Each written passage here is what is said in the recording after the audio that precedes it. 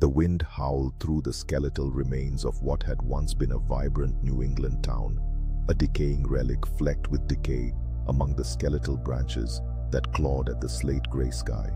At twilight's veil, an eerie hush settled like a pallor, drawing shadows long and thin upon the cracked pavement.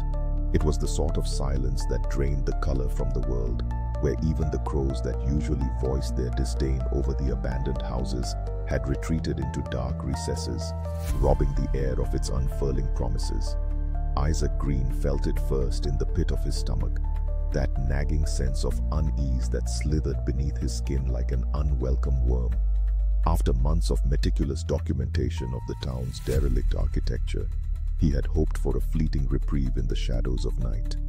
Instead, the darkness embraced him like a thick blanket, leaving the familiar weight of solitude replaced by the prickle of unseen eyes. Distant cries occasionally echoed through the hollowed-out remains of the town, a childlike laughter mingled with an unholy chorus of whispers that floated through cracked windows like discarded sentiments seeking shelter. Isaac had heard the warnings, how the town had succumbed to the encroachments of madness, driving away its inhabitants into the yawning jaws of the wilderness. Yet, as a graduate researcher, he had pinned his hopes on tangible phenomena, an encounter ripe with discovery, devoid of the fantastical nuances that plagued lesser minds. Tonight, however, a tension coiled itself around the edges of his thoughts, stretching taut like the cables of an ancient bridge threatening to snap. Little did he know, those musing echoes were mere heralds of a far more profound dread burrowing forth from the shadows. He turned his flashlight along the cobbled streets, illuminating fragments of cracked glass and splintered wood, remnants of once sturdy homes that now leaned into each other for the support they had long lost. For weeks, he had painstakingly documented every crevice, every trinket left behind. He felt himself akin to an archaeologist, sifting through an ancient civilization excavated from the depths of history. Rope-thin vines gripped the siding of one house, squeezing it into the embrace of oblivion, as if nature conspired to reclaim it. But tonight, something was different.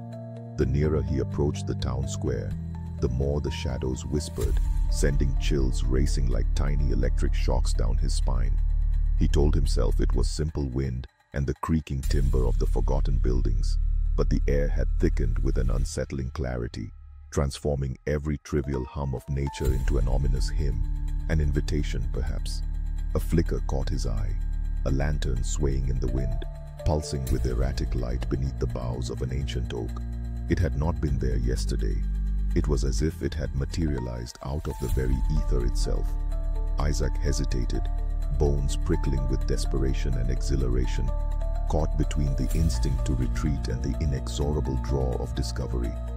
Approaching tentatively, he sensed the uniformity, a geometric cadence illuminating themes of symmetrical chaos. As he stepped closer, a voice slipped through the wavering lantern light, striking his ears with its fine pitch, a musicality that felt dreadfully otherworldly. Beneath that voice lay something primordial, throbbing in his marrow. "I've been waiting," it sang, lilting as if trailing echoes from a lost dimension, wrapping around him like tendrils of fog, waiting for the one who would see. The words clung to him, carving through the mists of his thoughts, making reality twist like disturbed mercury. "Who are you?" Isaac demanded, not with bravado, but out of sheer confusion, his heart hammering against the prison of his ribcage. "I am not what one could easily name," it responded, each syllable a spark of energy that seemed to bend the space around him. "I am the calling. I am the answer, encapsulated yet unchained. Can you not see?" Out came the faint image, a glistening silhouette materializing just beyond the grace of reality itself, fractals of light refracting through layers of intangible skin, as if the cosmos bled into this world. It possessed a multitude of eyes, each containing constellations of thought and time, a kaleidoscope of existence that collided with his perceptions. Every gaze measured his essence, as if pulling it apart and twisting it into fragments. Isaac's thoughts began to unravel. How had he stumbled upon such a revelation, and why had he not taken the warning seriously? The more he observed, the more he found himself trapped in that vertiginous luminosity, where comprehension waned and existential fear seeped deep into his psyche. He felt lost, like a mote adrift in the vastness of the universe, a speck ruler over by titanic beings that merged into the folds of infinity. Why? Why now? Isaac murmured, clutching his head as the colors swirled into a singular scream of iridescence. He was teetering upon the precipice of understanding, yet the abyss below was neither an escape nor a return. It felt like a prison forged in layers of existence. Now is not a temporal essence, Isaac. The entity resonated, each word crawling through his mind. It is an invitation to feel the limits of your reality shatter. You are not alone, yet you linger, grasping at your thin strands of sanity as the tapestry of the cosmos unfolds. You who documents voids and hauntings, it is your eyes that reflect the ambiguity we crave. The lantern flickered, a heartbeat of light that filtered weakly against the night, sending a wave of darkness cascading across the town square. Isaac felt as if he were spiraling. The boundary between himself and the vast unknown was shredding into ribbons. What had been a mere curiosity now turned into a churning dread, clawing at him and gnawing through the brittle confines of his mental state, unearthing thoughts he had thought buried beneath reason. Listen, you must heed the call, the entity urged, losing its shape and revealing itself, a true expanse of existence that extended beyond the capacity of imagination.